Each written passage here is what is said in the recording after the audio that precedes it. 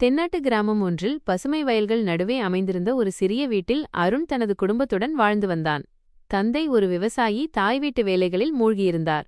வறுமை எப்போதும் வீட்டின் கதவை கடந்து உள்ளே வந்திருந்தது.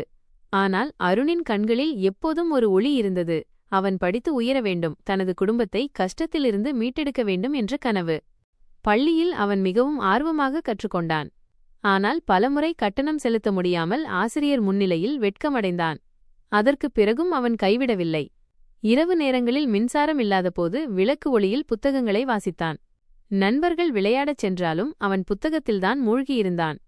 காலம் கடந்து 12ஆம் வகுப்பு முடிவுகள் வந்தபோது அருண் மாவட்ட அளவில் முதலிடம் பெற்றான். கிராமமே பெருமைப்பட்டது.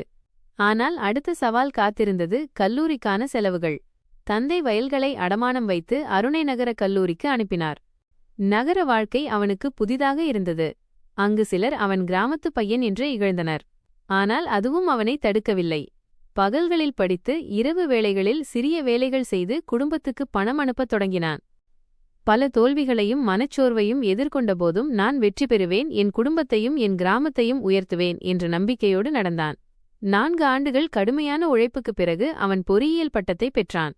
பின்னர் பெரிய நிறுவனம் ஒன்றில் வேலை கிடைத்தது. அருணின் வாழ்க்கை மாறியது.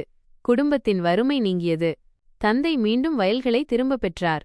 கிராமத்தில் பள்ளிக்காக ஒரு நூலகத்தை அருண் கட்டித் தந்தான்.